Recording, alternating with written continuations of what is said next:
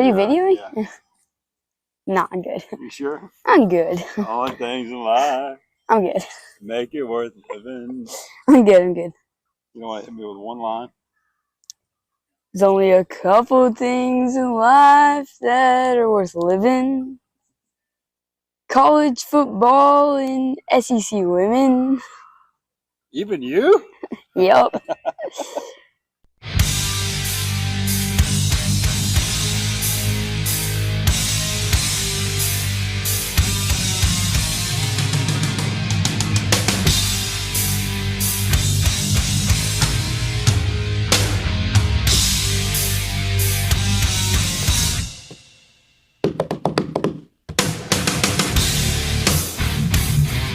Well, we welcome you back inside the TexAgs studio, episode 2 of Looch Bock. TexAgs, I'm Gabe Bock, joined each week by the one and only Billy Liucci, fresh off a haircut.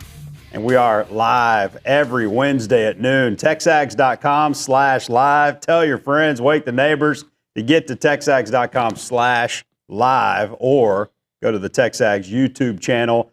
Looch Bock, presented by Bock Realty Group, luxury and new construction, first-time home buying, investment, real estate, and much more. Email me, Gabe at BockRealtyGroup.com. Would love to have a conversation with you. Bock Realty Group, turning our experience to your advantage. It's Utah State Week as we welcome in Billy Liucci to the studio. Luch, what's happening, man? It's week 2. It is week 2. Yeah. Which is it's going to be like that before we know it. That's what you kind of forget.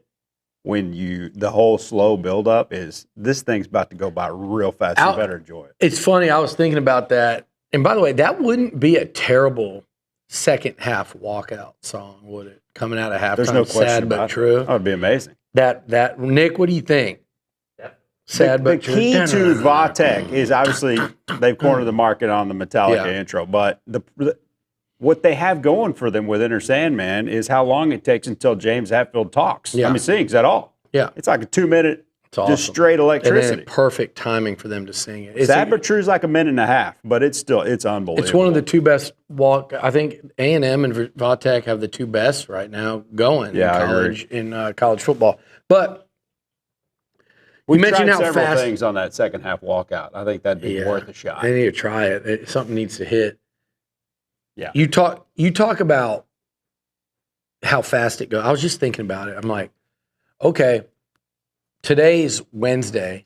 So like basically a week from now, Thursday, that's when I'm going up to Chicago. Yep. Hopefully go check out the Barstool digs, and then Friday the Cubs game, Saturday Notre Dame, A&M. Yeah. And touchdown Jesus, South Bend. And then you got a bye week. And you're playing Auburn. By the way, like you blink and it's September 27th or whatever. Exactly. And then you're just like, okay, we're gonna go do this game, and then it's October. It goes so fast. It's crazy in the fall, and it's such a long, slow build up. From really about like it feels like from April to August. It's really just brutal. And then it's like, boom. It's all the talk. And now we have actual data. These 3 months go by faster than those 6 months. There's no doubt. Question. How about my son kind of feeling himself a little bit because he walked all around Kyle Field. Well, and everyone didn't want to talk to me, but they all wanted to talk to him. So he's like this preteen and now think we need to humble him a little bit. Now he's talking about SEC women. Hey, I like it. You know what he's doing? Did he ever see the Ole Miss Grove video? I don't know if he's ready for that. He might be ready. I think he thinks he's ready for it, but Dad's got a different story, I think, altogether. But it's been fun. I've been blown away by the reaction. It was really cool, like walking around Kyle, Aggie Park. I mean, you do so much bulk. Yeah. So people pick and choose what they talk to you about. For me, this is all I do now. Yeah, I love it. On the scene. And so it was really neat, but walking around with him, I was definitely second fiddle. That's great. All throughout Kyle Field. That's great. Which is pretty Could you cool. imagine at his age? Oh. That didn't happen. Unbelievable. Nobody recognized anything I did. 300 mail-out sponsors that you'd never met. No, but Jay Brooks was talking the other day. Me and him and Nuno went to dinner in Atlanta, SEC Media Days, and he was saying how he used to sit around my house. We'd be watching like 90210, and he'd be folding newsletters and putting a sticker on them while we had just a floor full of them. We're just So I mean, it's been an incredible rise, man. Yeah. But Easton's kind of got it made because he can just kind of pop in here and do the stuff. Yeah. So it's pretty fun. All right, right off the top. Now, Billy Liucci spent 4 days talking about a 42-24 Aggie win in game 1 against UTSA. So you're probably a little tired of it. And I hadn't said anything about it. And so I think it's probably good. Let's hear Wednesdays you. at noon is Liucci's last look back. And I think you pretty much close the book. By the time you get to this show, yeah. Well, I think I'm going to typically do, just because I'm in here. Normally, I used to do Ask Liucci on Thursday. I think what I'm going to start doing is that and that. And then, like you said, book close. And on this show, you and I will talk about both each week. Exactly. Yeah. And we'll talk about whichever one is more. Like next week, it's going to be 90% Notre Dame, 10% Utah State. But this week, probably a little more UTSA, just because it was the first look we had at this time. Yeah, absolutely. All right, so obviously thought A&M went out and established and had a plan to establish Marcel as a pocket passer. That was clear. We know that this team's going to be able to really run the football, but what about the weapons that you went out and got? Went out and got some incredible weapons. They were on full display. I thought Marcel, you take back 1 or 2. We have a little bit lower tickets this year, so you can really feel that wind on the field. Yeah.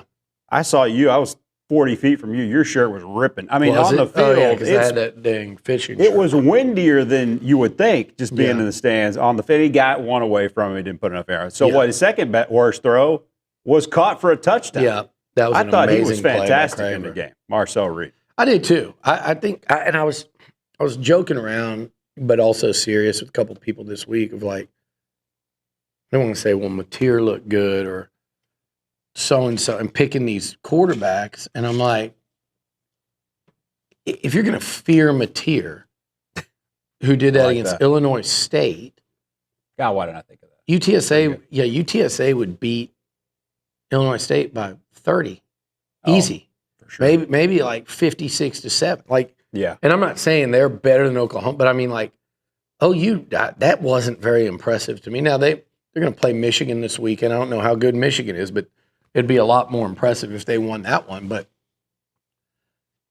like, hold us to the same standard. If you're an Aggie fan and you want to be so slow to give credit to Marcel or to your team, or you want to just – I mean, it wasn't hard to find the negative on Saturday, and we'll talk about that, obviously. Yeah. But if you want to reach to find it, then apply that same energy towards the other team. So that's right. If Mateer, he's going to be scary. They might be able to beat Texas if he's going to be like that. Then you got to say A&M might beat Texas too, because Marcel Reed was just as good against a much better team.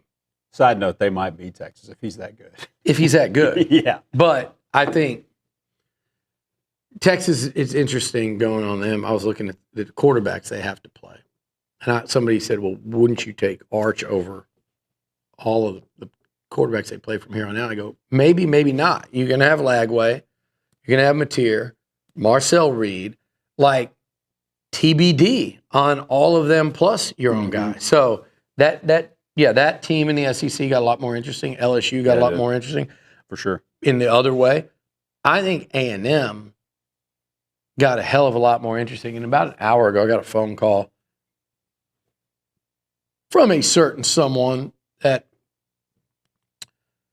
might know what it takes to put good receivers on the field here. You might as well say it. And called me and said, man, he goes, I just was watching that tape and like, those dudes are real. Like, those are two of the better ones I've seen there, period. Like, at the same time, and then he also is real familiar with Ashton Bethel-Roman and said when you throw him into it, he's like, a lot of teams have one. Some teams have two that good. Nobody's got three. Like, very few teams have three. You know, there's not Alabama anymore. It's not like LSU had. If Ashton Bethel-Roman is as good as what those two showed Saturday, and everything we've seen and heard from spring, off-season, and summer says he's on that level, then they've got Colin Klein and Marcel Reed have some real weapons to work with. And I always say don't take too much away from a first game, good or bad. But there are exceptions, Gabe, and you've covered exceptions. Especially in the portal era when guys who've done it in college football go do it with you. It's not a true freshman. Exactly. So we know what Craver did at Mississippi State as a true freshman and who he did it against. We know what Concepcion did as a true freshman and, again, as a sophomore in the ACC. But we also know how they've looked in this offense throughout the offseason. Look, don't get too high or too low from one game. I still stick by that. But I knew Christian Kirk was going to be as good and probably better than advertised the first time we saw him play against Arizona State. And that was right. We knew Myles Garrett was going to be even better than that 5-star advertisement the first game we saw him play. There are plenty of exceptions to that particular rule, and I think both of those receivers are exceptions, and therefore I feel really good about saying what I've said all offseason. I think I saw it in practice. I saw it in game action. I think we're going to continue to see it. Those two dudes are game-changing presences. It is human nature to overreact after one game. Yeah. Everybody does it, and we're going to see it. You know, what have we heard the last 4 days about the run defense and things like that? Now, don't let Miles Davis, who's barely a running back and spent 5 years at BYU rushing for less than 500 yards, do it against you this week, and then it's like, oh, shoot. Yeah. Because you got the next two. I think this is important for that. But in the overreaction category, is it safe to say, I think hands down, maybe I'm wrong, that this is the most dynamic receiving core A&M's had at least since Reynolds and Kirk? At least. That's 9 years. Yeah. And Reynolds and Kirk, freaking studs. I mean, they were. Absolutely. Kirk was an All-American return man. I don't know what his all-SEC accolades were at receiver. I know he got some, but he was a 1,000-yard receiver in the Southeastern Conference. He's borderline Pro Bowler in the NFL. He's great player. Josh Reynolds has had a really nice NFL career. I think one of the most underrated players in A&M history. Look up, he's played 8 years. So those two, will they end up that? TBD. They could be, productive, really good NFL players. I feel really good about Concepcion there because people I talk to in the NFL feel the same way. Yeah. The beautiful thing about Craver, he's sophomore. Well, you should get him this year and next year at a minimum. So love that speed, man. And Bethel Roman's got it too. So when you add him in and Bussy, and then you start to go, okay, you got to start digging. What did the rest of that receiving core look like with Kirk and Reynolds? And then you go back to obviously like 2012. You're not going to top Swope and Mike as a 1-2, but that's 13 years ago, man. A long time ago. Yeah, that's a different group. That's 13 years ago. Let's pop on a video of what we looked like then. And you know how long A&M was in the Big 12? 16 years. This is year 14 in the SEC. Felt like an eternity. It's crazy that this is year 14 in the SEC, and they've been in the Big. They were in the Big 12 for 16. So defensively, I think McCown's a good quarterback. I mean, he looks like a guy that's going to play, that's going to start 3 games over 15 years in the NFL, just like his dad and his uncle. I mean, he looks like a guy probably going to not get drafted, going to catch on with a team, going to be an unbelievable locker room guy, and you're going to look up and he's like, oh shoot, that guy's been in the league for a long time. There's a million of them like that in the league. Yeah. You go, and half of them are in his family. Right. Go look at the NFL right now and if you just Googled like NFL quarterbacks in the list, there's probably a third of them. You go, I can't believe he's still playing. Greatest job in the world is outside of your job is fired head coach in college football. Second best job is backup quarterback. What Daniel and these guys and McCown. But I thought McCown was impressive, yet we put the clamps on him. Yeah. Didn't allow a lot of big plays. The local kid, 0, got off for 8 was pretty good. Amador, a couple little chain moving plays like, oh, shoot, we were that close.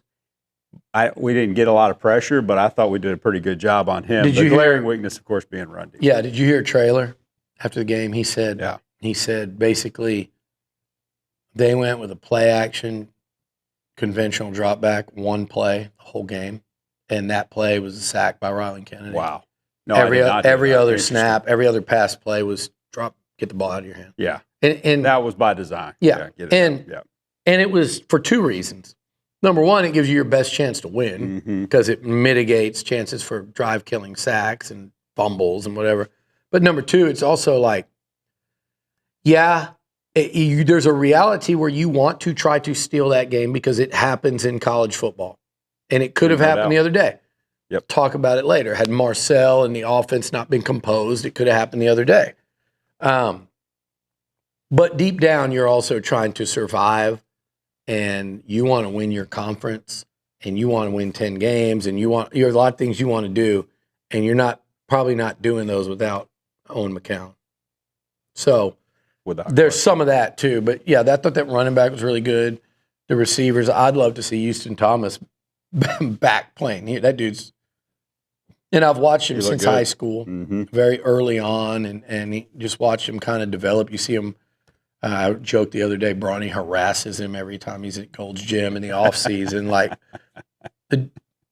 he's really developed. Their other tight end looked, they're big physical dudes. At times, A&M, like, you get him matched up on Chappelle, who's a terrific nickel, but he's a cornerback size nickel.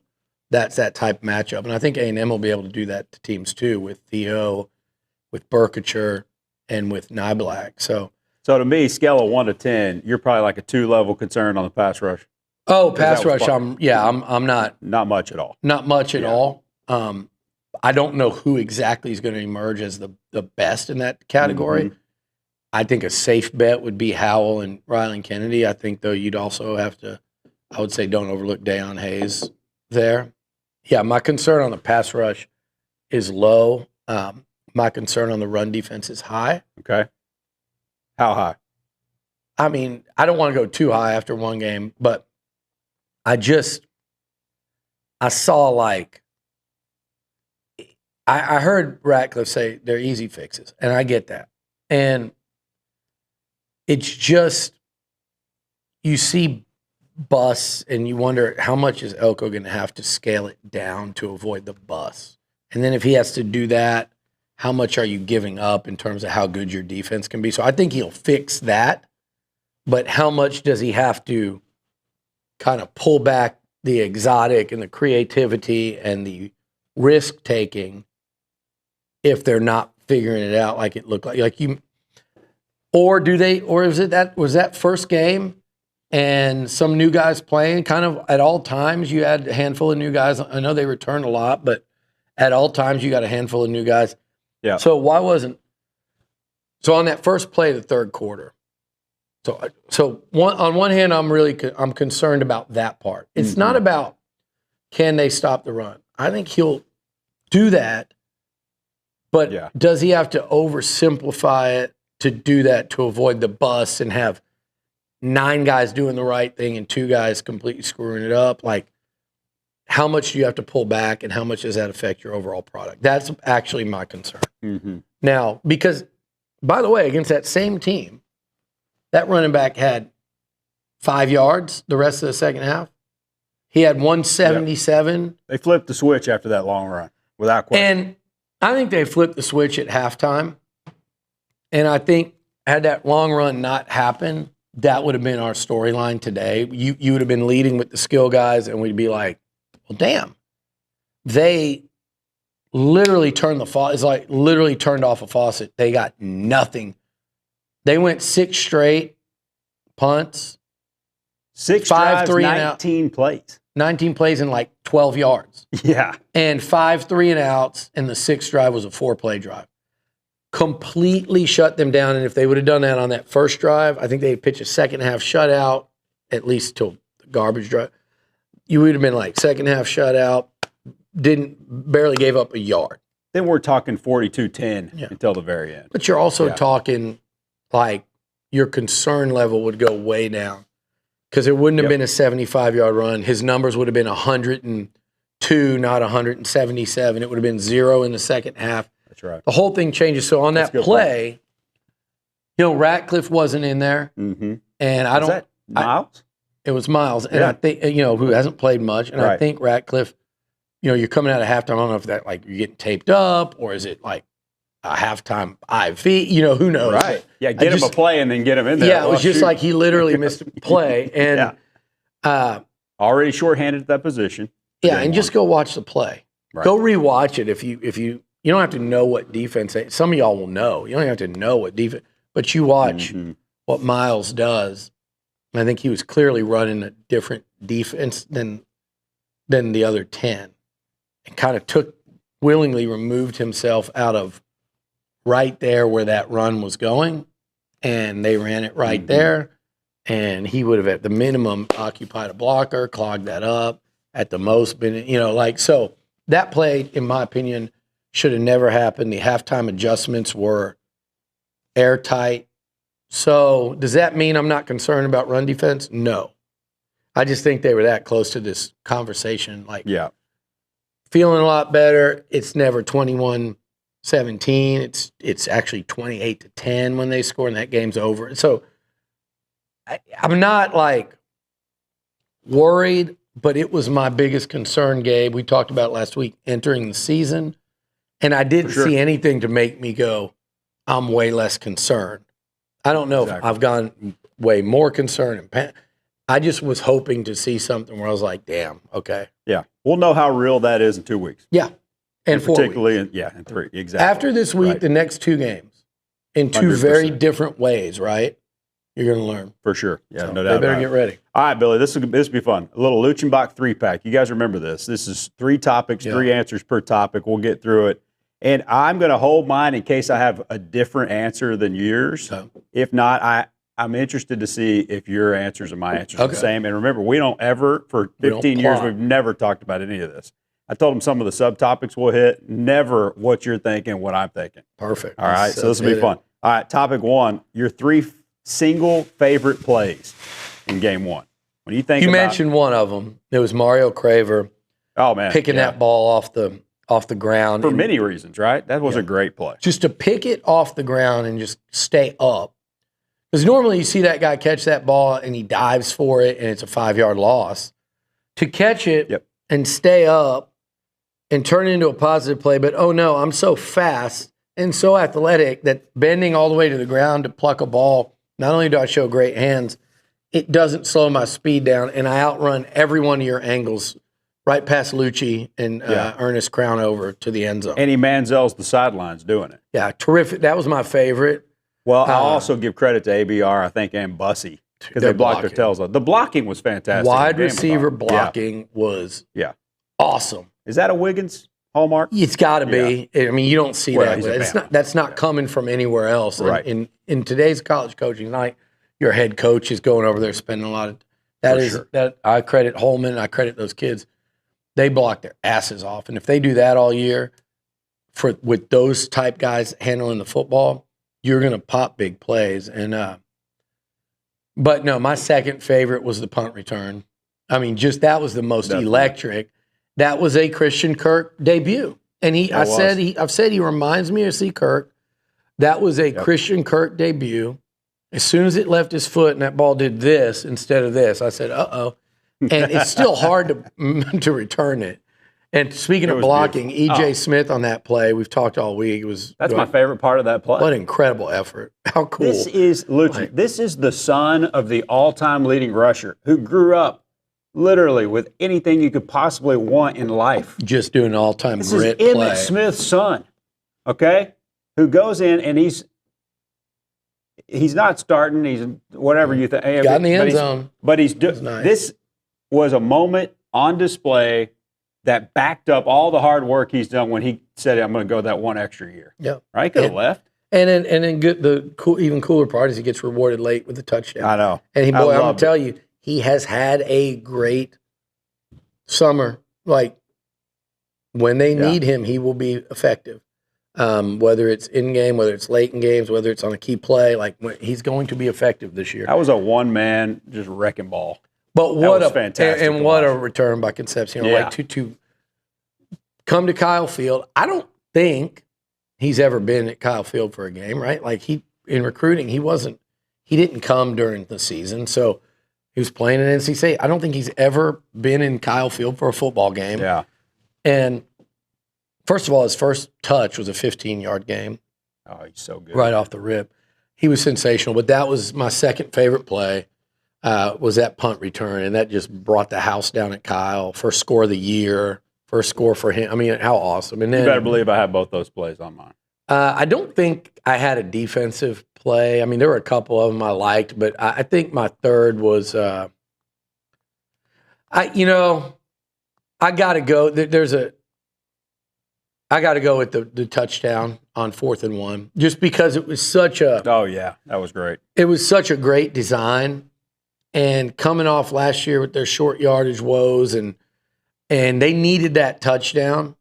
I disagree with people that thought the game we were going to be in big trouble if we didn't get it, because they were going to have the ball on the 1 yard line, and I thought by then the defense was. I think they were just going to punt it back, but that 11 points doesn't end the game, but it felt like it did. Yeah. And to come out of a timeout and with the double motion and Le'Veon, who everybody thought was getting the ball going up the middle, and then Marcel, like you'd run pass option. Terrific play. I can't imagine how many different things they could do off of that. Oh, man, I loved it. So I'm gonna give you Any that you got? Yeah, well, I had your first two. My third one, it's right after they pulled it to 21-17, right after the long touchdown. And I see Tony Jarrett Eddy, because I got a better view this year, thank God. Yeah. So I'm sitting there, and I'm watching Tony Jarrett Eddy. He's giving his typical high five to safeties and linebackers. Yeah. And then he sees Regis, who's his guy, right? And a veteran with that scary face mask. And he's looking him right in that face mask. And he's not boisterous, but that's right after the touchdown. Yeah. And he says something like, I don't know what he says. I'd like to know. Probably to the element of, you're a veteran. Let's stop this dead in its tracks. Yeah. And if you look back, he makes back-to-back stuffs. It wasn't the running back, it was the backup. And he makes back-to-back stuffs right there. And both times he stands up like this, and you could just tell that dude's feeling it as a veteran. That's not in my house, not tonight as a senior. And I love that moment. That's coaching. That's veteran. Yep. And to take that a step further and clip something else off that I wanted to get in. Marcel Reed, I think after 21-17, they punted. And then they stopped them. And then they got the ball back. And they go like 85 yards. I think Marcel was like I think he was, on the 2 drives, I think he was like 7 for 8 for a lot of yards. And he had like 25 yards rushing and 2 touchdown passes. And they went 85. Here it is right here. They went 85 in the touchdown. And where'd they go on the next drive? So, Theo, it was 9 plays, 85 yards. The next drive, Craver, it was 5 plays, 67 yards. Touchdown. Yep. And if you look up Marcel's stats, and I wrote it in the offense and review, but we don't need to go count through them, but he was virtually perfect. That's a veteran QB. You're only up 4 against a G5 team at home. Kind of unexpected that to be happening in the second half. And he just kind of went, and the whole team did. Yeah. But the whole team can only do it if the quarterback does it. And you mentioned Regis, and I'll mention Reed in the same way. They were just like, all right, like, just calm down. we got this. And they did. So, anyway. All right, second topic. 3 players that represent a reason for real belief moving forward. And you can mark it down. After one game, I got real belief because of these 3 guys, first and foremost. We mentioned a lot of names early. I'm gonna go like this. I'm gonna go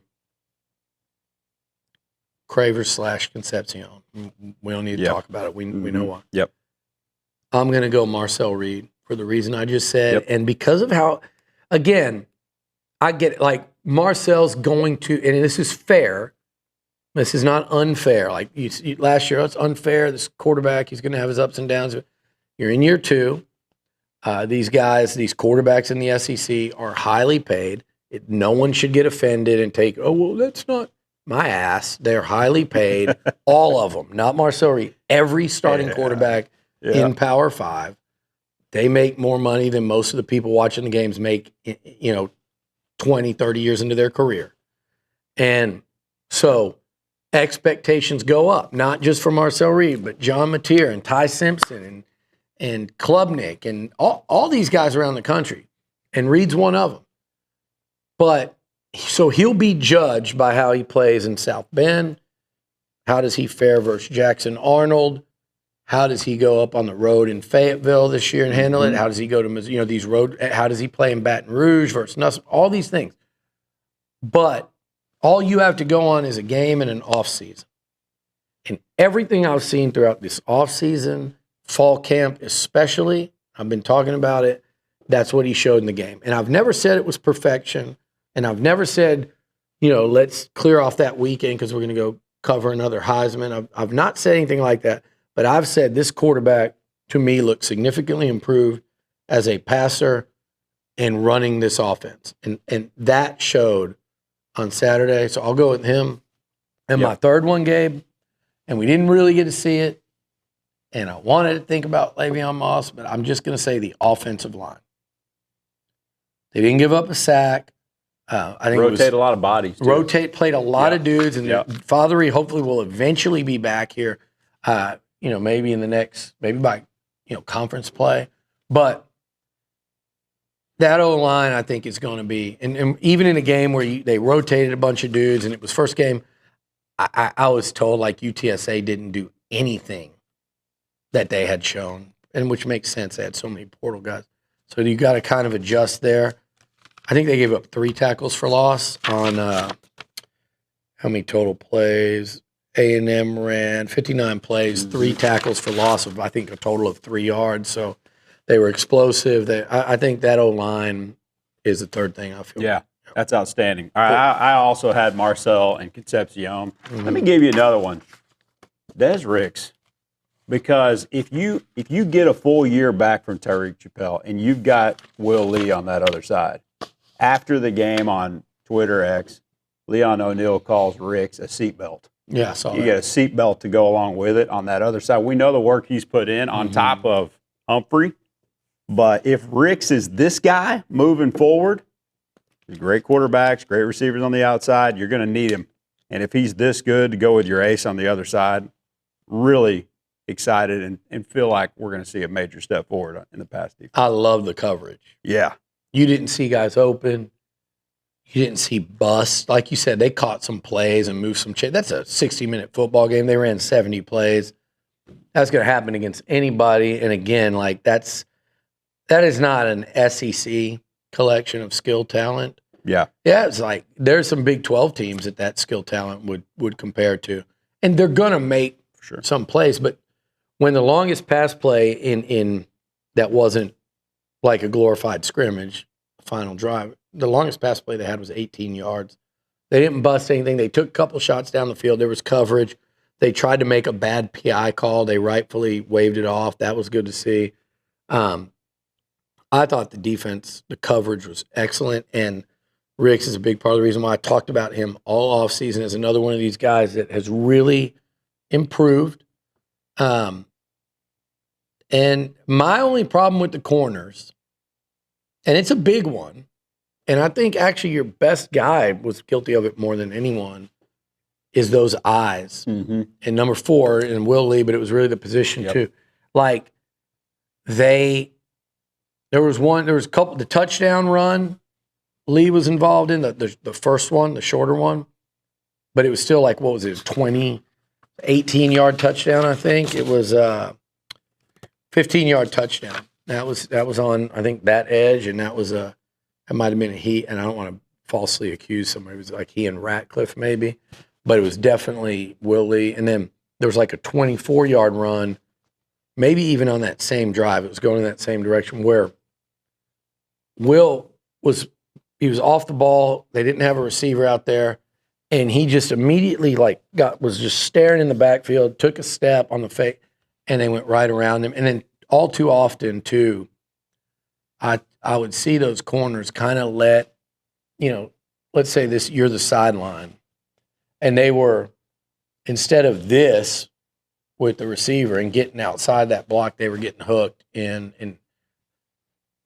I think that's easy to fix, but they got to fix it. Well, but the coverage was elite. And care factor is really high with Will. I mean, he's in here with you guys all the time. You can tell. I've never met him.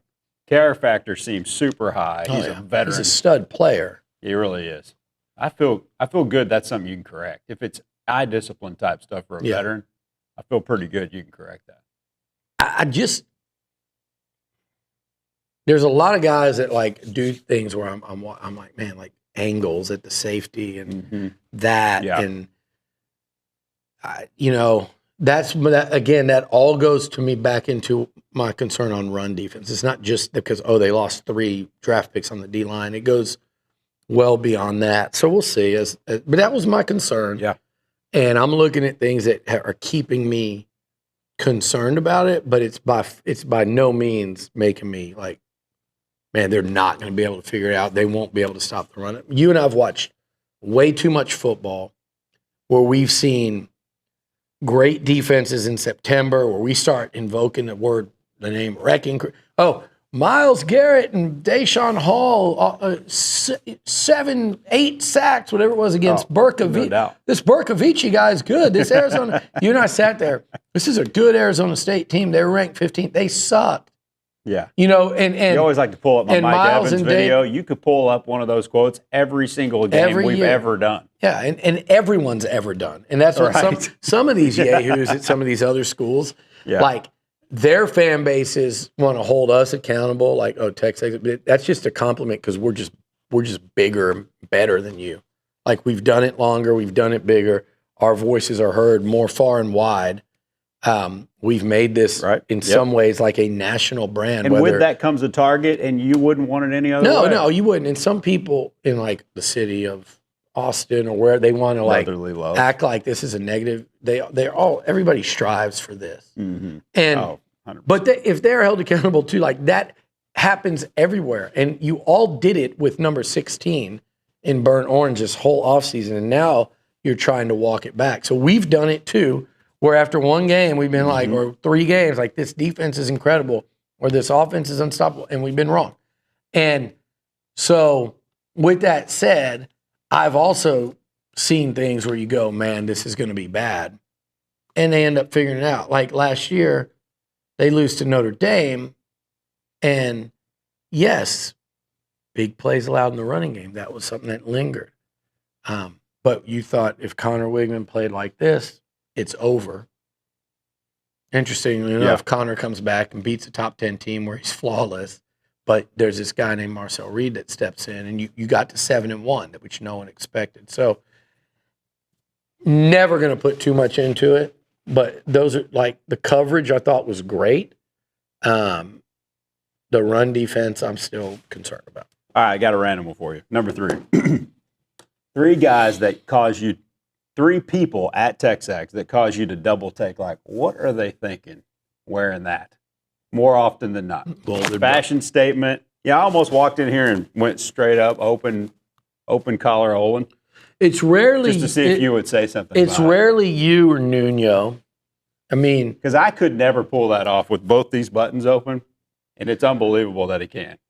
I think the only thing we used to give you a hard time about is you got real vesty. Oh yeah, if it's big 80, vest guy, it will be. You just I'm a shacket guy, so I went. I'll tell you this: I went to see Parker McCullum. What's a shacket? Like a shirt jacket. Oh, okay. Like it's over a shirt. So I got you. If you're gonna have the audacity to do that, so I was up in Jackson Hole doing that, where at night it's in the 50s. Yeah. And even then, like you go to dinner at you get to the town at 6:30 and kind of mill around for an 8 o'clock dinner. 59 degrees. And it was pretty hot. Oh, really? Yeah, was it really? Yeah, okay. And then it cools off at night. Yeah, sure. But I had the nerve to do this Friday night. I wore like a denim, it's a weird jacket. It's a little tricky of a style move. It was like a denim bomber almost, not just a jean jacket. And you'd see this in November. So yeah, denim bomber, but then I went white undershirt, and I should have worn a white like aloe, Lulu, or one of those. Yeah. I wore a white long sleeve cotton shirt, and I've never sweat so much. I was actually tired at the game the next night. I was dehydrated. I didn't woke up, head pounding, had needed water. Like it was like I'd been drunk. I think I had 2 high noons. Had more water than high noon, and it was just horrible fashion move. So I wear those all the time, even in late August. You go vest, but I will go number 1. And he almost gets away with it now. It's so consistent. Is Brawny. I mean, he dresses like he's literally going to hit fungo every day. Which he does. He doesn't, though. Oh, that's does he the not? thing. He doesn't. Most days that guy's not hitting fungo. In fact, rarely. It's never leg day and it's never fungo day. Yeah, and he is wearing like now, and he's starting to go. It's been interesting. He's starting to go tighter on some of this attire, but he wears these Magellans now. That's his new thing. So if you go like into the gym, all you have to look for is the shirt that looks like a bomb pop, red, white, and blue, and there you. But Brawny dressing like he's ready for BP. Yeah. Definitely. And representing the 12 more than he does TexAgs, mind you. As you sit here and rep TexAgs. Still need a black hat. An easy number 2 is Olin. But he pulls it off. Like, you don't even think twice He's got a Gary about Busey swag to him. Yeah, he's got it. There's almost nothing he couldn't do. There is one thing he can't do. My man. We got to get him in here at some point. Irma got him going on this, where she bought him some undershirts. You were here back then, I think. And he leaves it, unbutton it to like here, like with an undershirt and a button-up shirt. So that's when I dubbed him 9021 Olin. So there's 9021 Olin. I don't think I was around when you came up with that. 9021 Olin, and then the other one he earned this offseason because every morning they talk. Anything Nuno said that was even remotely complimentary or optimistic, Olin's response, well, I hope so, before he would answer. So I've called him Hope Solon. So you got Hope Solon, not to be confused with Hope Solo, who I'm sure those two would really not get along. Oh, I'd love to hear that conversation. And then there's 9021 Olin. And number 3 is Luke, just because it has to be. Or is it somebody else? It's Luke or Zane. They're notorious bacon neckers. What is that? The collar bacon neck is really like a loose Michael Jordan. Oh, yeah. But like a T-shirt that's got the wave in it. Not bacon neck, but they'll do like butterfly collars almost. Yeah. It's wild. And it might have to do with the lack of the combined. Okay, good. Their combined neck circumference is that of like a dime. Okay. So that might have something to do with it. This helps me a lot because I'm getting back in the flow of seeing some of these people. Yeah. And our man Nick Savage was not in the crosshairs today, but we'll see. No, Nick keeps it very basic. I knew Nick before any of y'all did. I was the first person at TexAgs to know Nick. No, when he was going in to interview, you remember this, Nick? When he was going in to interview with the Zone before he was at Zone first, right? And then TexAgs. He was renting a house from one of my investor clients, was looking to buy it, and he was showing us the house and everything else. And so I've known this guy for 4 years. He worked at the Zone for Louis Balina. Is that you imitating Louis? Yeah, if you guys ever want a real laugh, now that I say this, it's gonna. Oh, that's really good. This is gonna get back to you. My buddy said this about me. He goes, "Man, you'll point out something, and I'll know somebody for 20 years." And I feel like I'm okay doing this because I catch more hell than anybody I know daily. So, but like, well, yeah, they'll be like, you'll say something about somebody that I've known for 15 years, and I've never noticed it, and then I can't not notice it. One of the common ones is one of our mutual friends. I've pointed out that he walks with I call him the backwards hand because he does his hands like this, and he thinks that's normal. So we're walking through Yellowstone. We're literally walking, and he's pointing out people whose hands are going backwards like this, and he's trying to tell me that it's about 50-50. He goes, what, do you walk like a robot? You walk like a robot? Like I go, no, my hands go sideways like Homo sapiens do. Nobody's, like if they're going like this, and so that's a little unnatural. So I've dubbed him, his new nickname is the backwards hand. So you got the backwards hand, but also... Who were we just talking about? Louis. Yeah. When I talk about this commercial, you guys that listen to KZNE are going to know this. Just when you hear him do one, listen to the wild syllables that he chooses to emphasize. They're very... warehouses, stock. Yeah, it's like, it's not the word. When you're like... and replacement parts. replacement or replacement parts. It's like it's the wildest words to emphasize. And Nobody got since 2003, and that's the first I've ever thought wait of till it. you're never going to not hear it now. Sorry, Lou, but that makes it. I think he should embrace this because it's going to be. Yeah. It's going to make how people they Barstool does this a lot where they purposely read the commercials weird and they're. Yeah. Or they'll be, like they kind of have a shtick. He's doing it inadvertently, and now it's got to be his thing. Oh, that's great. All right, let's get through a couple things here. Buy, sell, rent. This is in the SEC. We'll go through pretty rapid fire our top 12, but we got a draft, so it's alternate. Yeah. So if I steal one of This yours, is buy, they're sell, done. Rent, or it's the right draft? now, it's buy, sell, rent, and then we'll do draft. We'll look at a couple games. I'm going to need a pen for the draft. There you go. Perfect. Yeah, I'll type. You write, I'll type. But buy, sell, rent presented by the ARIA, luxury condos in College Station. The ARIA, formerly Gateway Apartments. Looch might have been running things at the Sterling. It became Gateway. I remember now, the Sterling. Yeah. Now it's ARIA, and it's not apartments anymore. It's luxury condos, parent investment, short-term rentals, game day weekend housing, college investment properties. Incredible, eye-popping amenities. 2 pools, pickleball, golf simulator, elite workout gym, much more. Bock Realty Group is running sales for the entire complex. So if you want to get in, especially with early bird pricing going on right now, Gabe at BockRealtyGroup.com will set up a time to tour the ARIA condos in College Station. All over the SEC, a team or player. Who are you buying, Billy? In the SEC, after 1 week, I'm gonna buy. Part of me I'm gonna tell you right now, I'm buying KC Concepcion. Okay, but keeping this non-A&M, I am buying. I'm gonna buy for the week. I'm gonna buy Sellers. It was torn between him and Nussmeier. Nussmeier beat a much better team. He beat a better defense. It wasn't all just cruising for Sellers in that game. He wasn't. No, he had to grind it out. He wasn't brilliant, but he did the exact things he's going to do to beat teams this year. And I just think that is the most consistent thing in the SEC in my mind when you don't have Nick Saban at Bama anymore. And Georgia, I'm not sold on their offense. And the most consistent thing in the SEC might be Lenoris Sellers. I think that's just that plays every week, no matter the opponent, whether he has to carry the full load or 75% of the load, because it's never going to be less than that.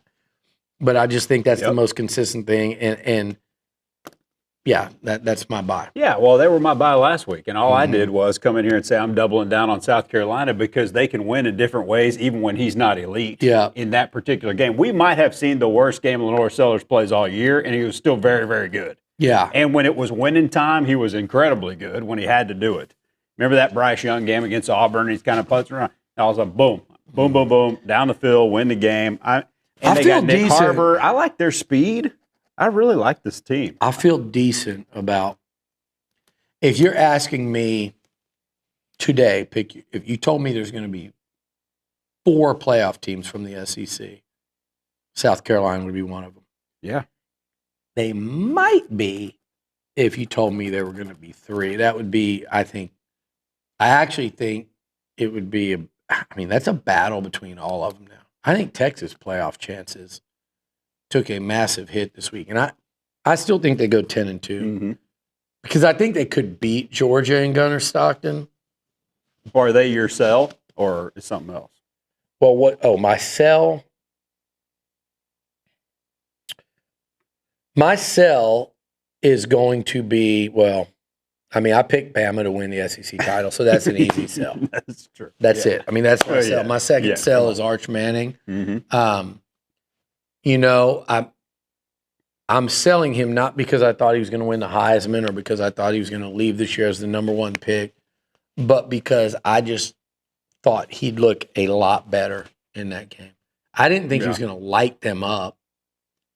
I think his over-under for passing yards was like 230 something in that game, and I was wrestling with it. And I think I went over. I would have thought 2 touchdowns and a pick, but do some nice things. They're trying to move that goalpost, pun definitely intended. He's the same age as Marcel Reed, who nobody says is young. Yeah, and nobody gives any credit to. I think Marcel Reed could have played better in that game. And I'm not saying long term, but like with what he's been through, you put him in that setting, I think you'd have had a better chance to win. I would have not thought that ahead of time because I thought, I don't think Marcel would have gone there and lit them up, and I didn't think Arch was going to light him up. But he looked bad, and he looked bad mechanically. He looked like the pressure got to him. He looked like he didn't feel comfortable with what he was seeing. He missed easy throws. And people that say, oh, he got better as a game. No, he didn't. He just got desperate. The team was desperate. You're down 14. He's starting to take shots. He made a beautiful throw on the touchdown and went to the tight end. But he also, after those throws, made what I consider a game-losing throw to a wide-open crosser where he didn't set his feet, didn't square his shoulders, flung it out there, was behind him. They're gaining 20-plus yards on that play, and they're probably at the 30, 35-yard line with over a minute left, and he just clunked it. So I thought nothing about – you had 38 yards going in the fourth quarter. I'm going to sell. I probably shouldn't because now he's going to put up big stats. He's next. I could rebuy him. Well, what are you selling? You're selling him as a Heisman candidate front runner.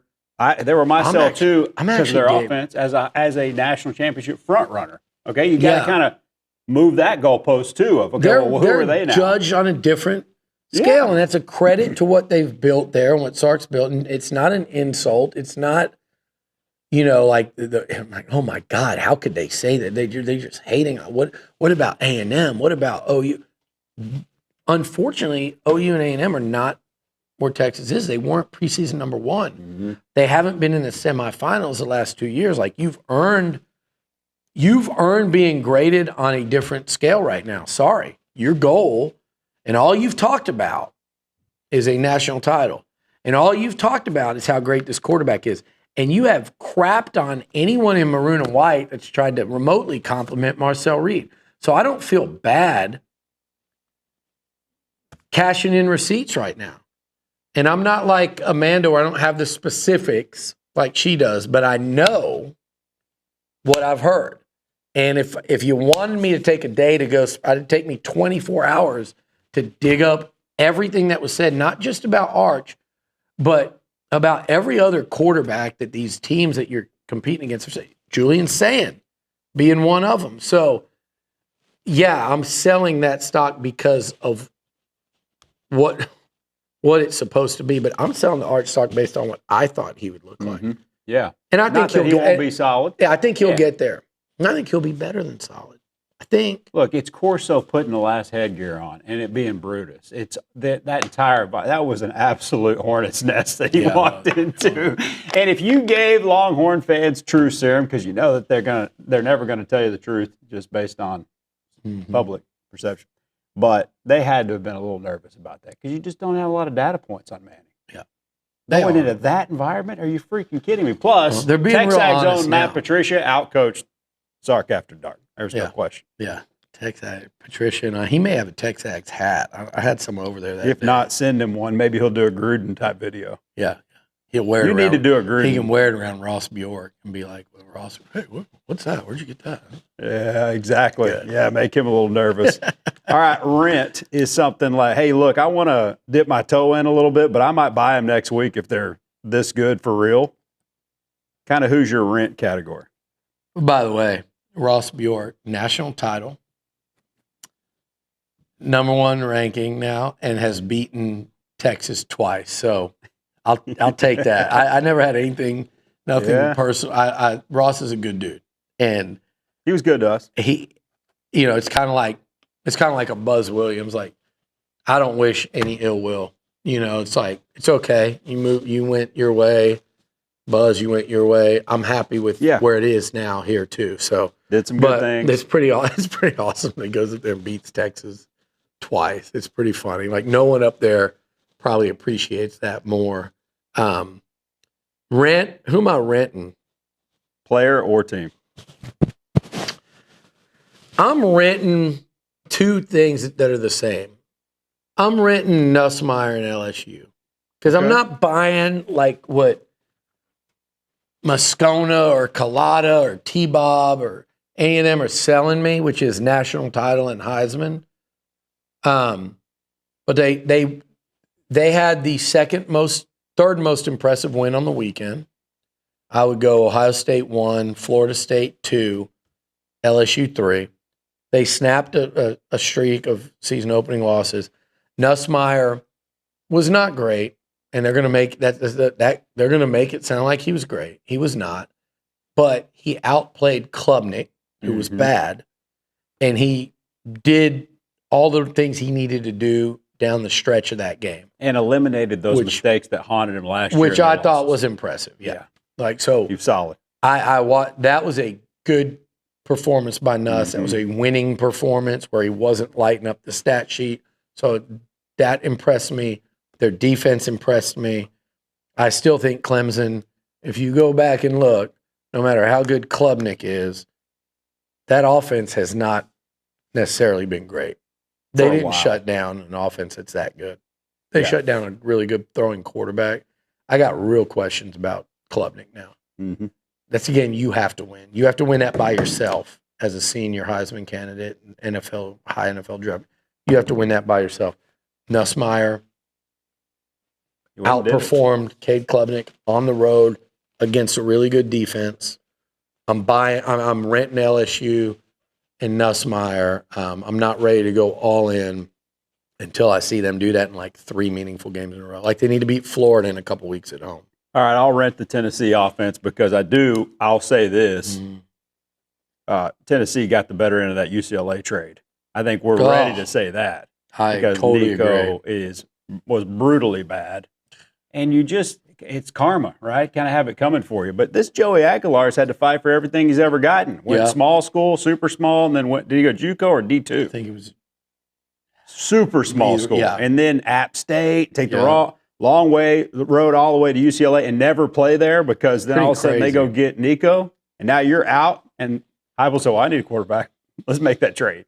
And for one game against Syracuse, we know they're what if Heupel in Tennessee would have got the TCU quarterback? Yeah. Because they tried to. He's good. Hoover. Saban said Hoover's the most underappreciated quarterback in the country. Did he really? Going into the year, and he may be right. That was before the game. Yeah. Now, I think you at quarterback and me at receiver could have done a number on that Bill Belichick defense. And that man bun son of his.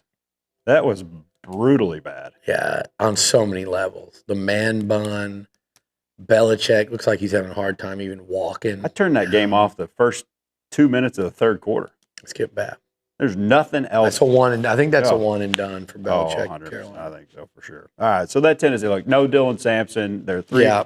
Their best receivers, 2 of them are in the NFL, and the other one's at Florida State. Yeah. So, look, I got to see a little more. I'm not going all in, but one game against Syracuse, pretty good. All right, now it's time to draft the playoff. And I think we'll do this call semi-regularly, especially when the needle moves at the top, right? I mean, look, if everything's chalk and stays the same, no need to waste 5 minutes on this if it's just going to be the same rankings as last week. But it's way different this week than it would have been had we done it last week. And we're going to do this draft style pretty quick. This week, you got the number 1 pick. Next week, you'll have the even number pick, so you'll get the last pick, which is interesting. Now, keep in mind, the little wrinkle that we'll eventually have to put in as the 5th conference champion, we don't have to do that right now. I don't know if Tulane or UNLV or James Madison or the military schools are all better.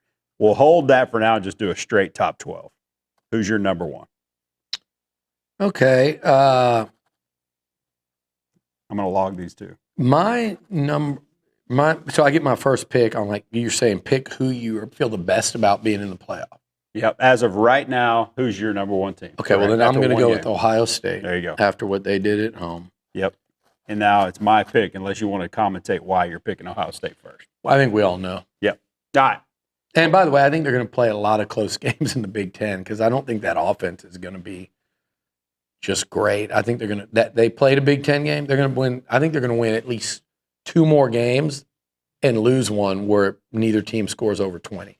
I'm going to go Penn State by default because they very well could have been first. I'm still, for whatever reason, tell me if I'm wrong, a little bit not 100% all in on Allard, and they don't have a Tyler Warren. I do want to, if I'm buy, sell, renting the Big Ten as a national title front runner, I'd rent that. But it's default right now. So I before agree the SEC with schools, I'm going Nittany Lions. I agree with losing the tight end, but I think Allard's good enough with that run game and that experience and that schedule. To win the national championship? Yeah, I mean, Okay. they're not my pick to win Right. it because right now in my head there's a few, but he's good enough that I mean, look at what Bama did with some of those. yeah. But I don't think they have a Bama deep, but I don't see the other teams there this year. They're like, well, man, Penn State can't beat them. Right. I don't see that. I think they're an interesting. They were my preseason number 1. I'd have them at number 2. Late September hosting Oregon. Keep an eye on that one. All right. You're number 3. This is for the playoffs. Speaking of, I'm going to go with this one here. I am going to go with. I'm actually going to go with Oregon, and you know why? 3. Okay. They don't play anyone. They don't play Ohio State this year. I think they play. I know they play Penn State in that game. I just think if you're making bets on who's going to be in the playoff, you got to look at you look at Oregon. You go, are they going to lose 3 games? Because if they go 10-2, they're probably going to get in out of the Big Ten. I'm going to go Oregon. I know they didn't play anyone to really show anything, but I just think they're going to out talent every team they play but 2 in Penn State, and I think they play Michigan. I don't even know. They play at Washington in Week 12, and they host USC the week before that. They avoid Michigan and Ohio State. Okay, and so they play Penn. So, yeah, that's why I'm saying, like, to see them get into 3 losses involves probably a pretty significant upset. I'm going Oregon. I feel good about their chances to get in. All right, I'll go Georgia. I mean, they looked outstanding. It was against Marshall, I get it, 45-7, but they only gave up 200 yards of total offense. When you play a team that's overmatched, you need to do what they did.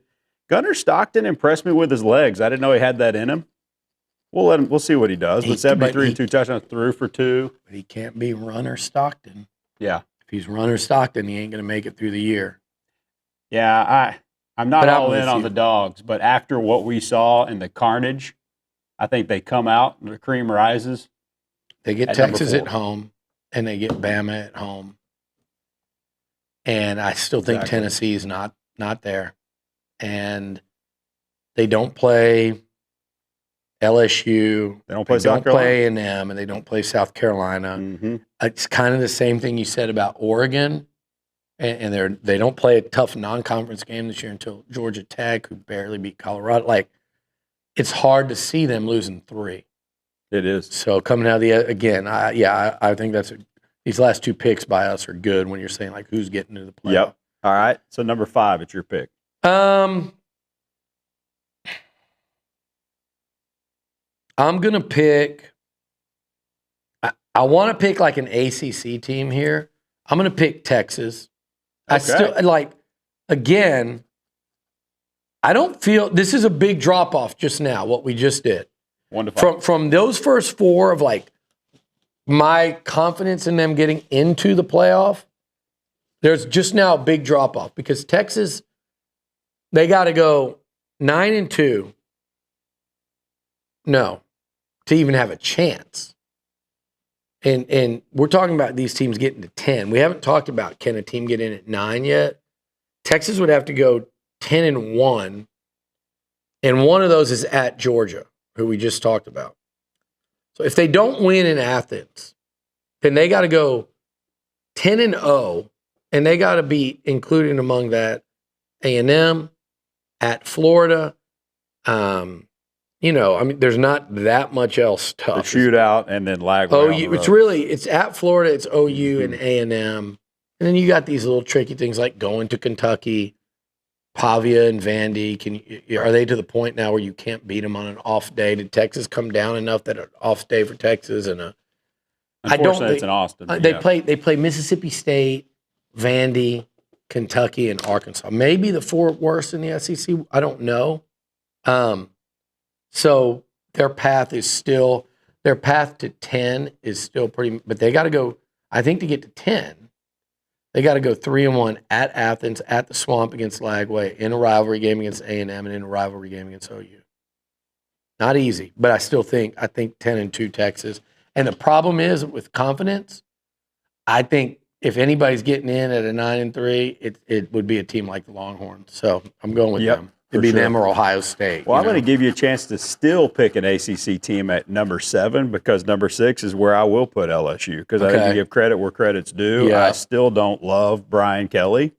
I still don't love that offensive line, but they got a quarterback that can mitigate some of those issues. And they went on the road to Death Valley East and took out Clemson in a crazy environment and then stormed their field storming. Yeah. And then partied on their field and took over their tradition, which an LSU Tiger typically would. You know, Nuss wasn't a world beater, but he's a solid veteran ball player. And looked like they figured it out with Harold Perkins as well. With some big plays when it mattered difference most. Maker. So I think I'm with you. I think, and again, like LSU just, they won one of their, what's going to end up being one of their tougher tests. And if they can beat Florida at home, I think later this month, then you're going to feel really good about that. I mean, now you're to a point where LSU, when you win a game like Clemson, and this is where Notre Dame is so important for A&M too. If an SEC team is going to get in with 3 losses, you got to have a really substantial win. So Miami beating Notre Dame doesn't help A&M from that standpoint, but they need to go and win in South Bend, and then all of a sudden a 9-3 A&M team might get in. Or maybe they have to go beat LSU to be a 9-3 that gets in. You say, wow, you beat another playoff team in their house. Like something like that, and LSU has now done that. So you feel good about them because now they're in the conversation of if anyone gets in with 3 losses in the SEC, LSU might be the one because Georgia doesn't play anybody non-conference and Texas lost theirs. Yeah, no, that's a great point. All right, number 7. 7 for me. I will go. Okay, I hate to do this, man. I'm actually gonna go Miami over Clemson. Why do you hate to do that? Because I don't think Cristobal's that good. Okay. But they beat Notre Dame. They're in the ACC. They will out-talent most of the teams they play. I don't love Carson Beck, but I like him.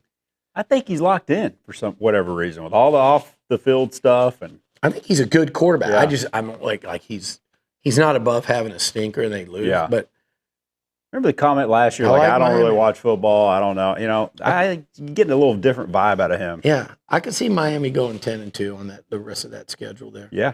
I'll go with the Canes. Interesting. They actually play at SMU the weekend of A&M's November bye. So kind of an interesting one that maybe you'd attend, except still want to go to the Horseshoe for that weekend. All right. I've got the same 7, but in a different order. So number 8 is where I'm going to put Notre Dame. All right. They showed a lot of fight at Miami. Yeah. Despite not playing great. I think Carr's a gamer. This is a first-time starting quarterback on the road at Miami. The place was going crazy. Michael Irvin's going nuts down on the sideline. They're getting after you with the pass rush. Their running game is elite, and I think they got a little bit more explosiveness on the outside. They do have a lot of veterans to overcome defensively, but I'm going to go Notre Dame in the 8-hole. Well, I like that one from the standpoint of, again, they're one of those that if anyone gets in at 9-3. It's Notre Dame, Ohio State, Texas, right? Like if there's anyone that people are going to go, they didn't earn it, they didn't.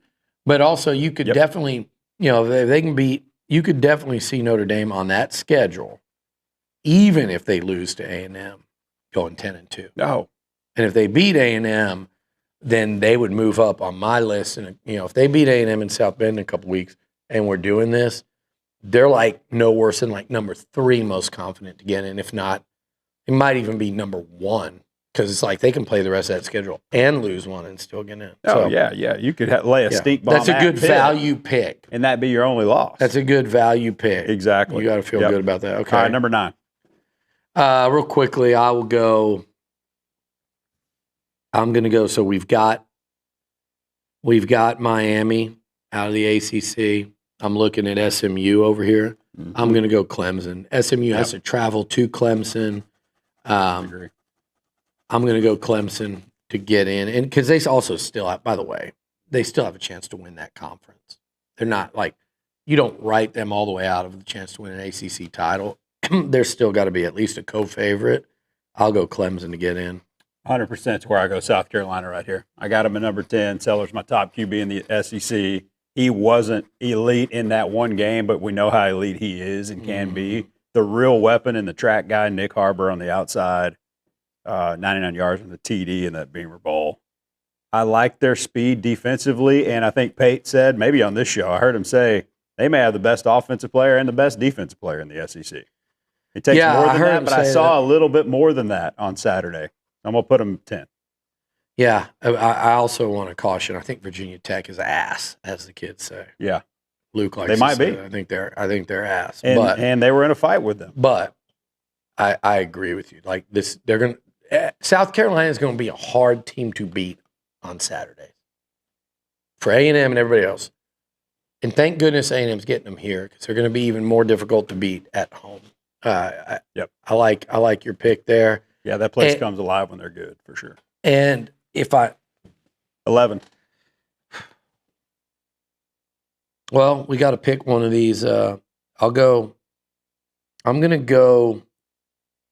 This is a hard one. I'm going to go TCU out of the Big 12. That's a tough pick because. Speaking of ass. Yeah, they didn't play anybody. I like their quarterback. I do too. They didn't play anybody. So it is a real stretch. And I had to remind Schobel of that. Kenny Hyder, who we're still big buddies. Me and him and Dante Hall are on a group text. And he just talks. It's like, oh, you get to talk trash about Texas or TCU. We finally shut you up 1 week about Texas. And here you come chirping 2 nights later about TCU beating the worst team I've ever seen. I told him my response was UTSA would run North Carolina out of the building. And UTSA might lose to Texas State this weekend. It still wouldn't change me thinking that. That was a horrible team. Cousin GJ is not bad. But the Big 12's hard to pick. So you might come right back with the Big. You got what? You got TCU. Oh, I'm sorry. You changing your pick? It's hard to, I'm going to change it because I like one coach better than the other. All right. I'm not getting too high over them also beating a bad team. I'm going to go with what everybody else is saying here. I'm going with the Utes. Ooh. I forget that they're in the Big 12. But you got the Utes, you got the Sun Devils, you got TCU. Yeah. I will say don't sleep on Kansas. Agree. You got at least 4, and I'm probably forgetting somebody in the Big 12. That league's actually kind of fun to watch. It is. It's kind of like the old. It's like the old Mountain West, or it's like the old. What was it called out there? What's the West Coast comp? But what was it? There's MAC. No, WAC. The WAC. Yeah. It's like the WAC. Yeah. Absolutely. No, I mean, there is. I could go Brett Bielema. He's back at it again. He's got a tough quarterback, got a tough team. I'm going to go Arizona State. Leavitt. It's the Leavitt and the kid from Allen, Texas. Remember, that kid was hurt last year, Jordan Tyson, and he had 1,100 receiving yards, and then they go play Texas without him and almost beat him. Nobody talks about that. Yep. And he doesn't play in the playoff with 1,100 yards, and he was unbelievable. Now, they got to replace Scadaboo. I mean, that's a huge loss, so I'm still dipping my toe in, but I really do like their quarterback too. You might like them a lot more after this weekend because I think they got a little test on their hands going into Starkville, Mississippi State, where those bad SEC teams are. That's the thing about the SEC, and it's what I always argue with Texas fans about. No, you fans saw that and learned that Texas didn't because your road games were, it was here in a rivalry game, but it was Vandy, it was Arkansas. Those were your road games. Like this year, it's Georgia, it's the Swamp, it's different, But those bad SEC teams are twice as good at home. And Mississippi State is certainly one of those that's going to be a lot better at home than they are away. So interesting one this weekend, I think. I think Mississippi State, ASU, and Mizzou, Kansas. Oh, I'm going Kansas. No one's talking about them, but those are interesting games this weekend for the SEC. Kansas and Mizzou. Everyone's talking about the Iowa State game. Iowa State. Which I'm taking Iowa State. But I am too. Kansas and Mizzou hate each other. Yeah. That's been going on for forever. Oh, yeah. I like Kansas and what they're starting to do. All right, well, we got to get to Easton's Corner, and then we'll wrap this thing up maybe with a question and turn our attention quickly to the Aggies of Utah State. Who are you picking out of the G5? Well, right now I'm thinking Tulane. I'm thinking Tulane right now. I mean, who else would you do? UNLV? They look terrible. They in the first does week. Tulane plays UTSA this year? Yeah, I want to watch that. Yeah, I think Summerall's I think got I'm a with little- you. I like Summerall. Yeah, I do too. We'll keep that one simple. All right, here we go. Easton's Corner, a weekly take from my soon-to-be 13-year-old son, Easton Bock, on the Aggies, and he ends every little 2-minute segment with a question for Liucci. This is Easton's Corner, and right off the bat, let me just talk about Mario Craver. 8 catches for 122 yards is crazy, and he didn't even play in the first quarter. Imagine if he played in the first quarter of that game where we were passing the ball pretty good. I mean, Casey Concepcion was amazing in just that first quarter alone. I mean, I don't know. I just blinked. The outtakes, Nick. I sent the outtakes to you. So, Dang, make sure next time I send you the actual video. so what was his question? Do you Well, remember? yeah, he had a great take. What I'll do is I'll post it online. Yeah, do it on Twitter. We'll But- retweet it. Yeah, so he's asking for your sleeper pick heading into the Utah State game. He starts talking about players. Like a player that Yeah, kind of your Um, sleeper pick. I guess he's been watching Friday shows. I would say Ashton Bethel Roman now, since he only Okay. caught the one pass. But that I've been talking about him so much all week, all off season, that I don't think it's sleeper pick would be. That would be more like if I was going freak of the week, like I'm expecting a big game. I might go in that one. I may go with. I'm going to go with. I was thinking Jamarian Morrow, like a Dante Hall freshman year, 80-yard fourth quarter or something. Heck yeah. But I'm actually going to go with Dalton Brooks because I think people aren't going to be talking about him. He didn't play last week. I think getting him back. I'm not. Look, I'm not saying this is a first round pick that they're getting back. That's top safety in the country. I still wonder why they didn't recruit AJ Halsey just to kind of shore up that position. Just because I think he wanted to come. I don't know how much he got at LSU. So it's always you're just kind of guessing, but. Dalton Brooks coming back, I think, significant. So let's go with Dalton Brooks and an interception for number 25 this week. That's exactly who I put. Okay. All right, look. Speaking of a game before we get to A&M, Utah State. You're going to think I'm crazy here, but I'm at least going to tune in and watch Monroe, Bama, just to see, do they run in mud coming off FSU, and for how long? Yeah. Monroe did beat Saban in his first year. I know. My buddy who's a Bama guy, he was actually his freshman year at Bama. Shout out Pan. They're Lucas. a 36.5-point favorite. And I would say I'm smashing that Monroe pick right there. My Did they buddy beat anybody by 37? So my buddy Pan he went to Bama his freshman year. They were 6-7 under Shula. So he goes there and it's like Bama sucks. He grew up with you'd like this, graduated with Kershaw and Stafford at Highland Park, grew up with them since they were, kindergarten. Yeah. And so he got to adopt Georgia during that time. I was going to Athens, to watch his best friend play quarterback for Georgia, rip it up. Bama sucked, 6-7. Then his second year there, they were 7-6. Nick Saban lost to Monroe. So you're like at Alabama, that he was the last group that didn't experience, and then he won national titles. Last group so he's like mid-30s. That's your last group of people that know anything but complete and total dominance. Every person that's attended that university since, total and complete dominance and destruction, and knowing you're going to win every game practically, never even thinking about not contending for a national title. And now here they are 15 years later or whatever. And I'm at least tuning in. Which just says to something see if about, it's bad after early. hearing that whole story, it says something about Matt Stafford, that he's still like leading a team that he could take back to a Super Bowl all these For years sure. later. But yeah, I don't think this Louisiana Monroe could do that. I'm watching South Florida and Florida. That's a really interesting one. I heard our guys this morning talking about, well, they beat Boise, they beat them bad. Well, Boise might suck. You just don't know anymore. That's not.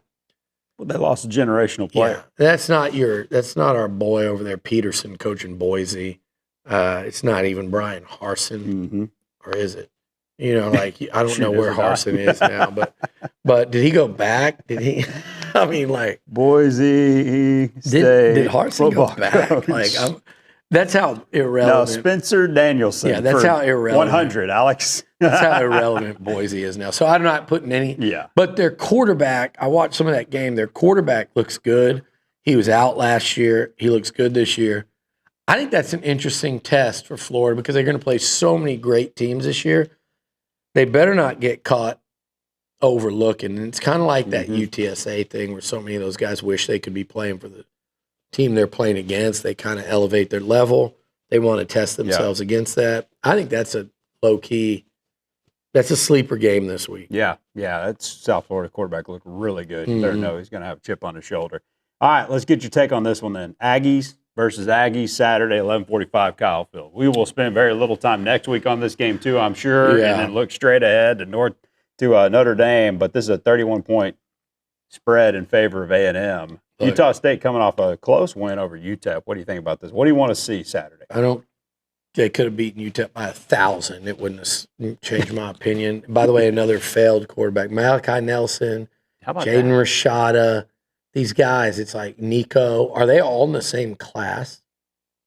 Somebody showed me something. Geographic region. Somebody showed me something that's got all these quarterbacks. And it's like those. I think it's those guys plus Arch. And you know they're trying. Lumping Arch in with that's unfair, but it's like damn because Arch he definitely is not like a sure thing to live up to those expectations. Jackson Arnold was in that class. Yeah. It's wild. And somebody said, watch Jackson Arnold end up being the best one.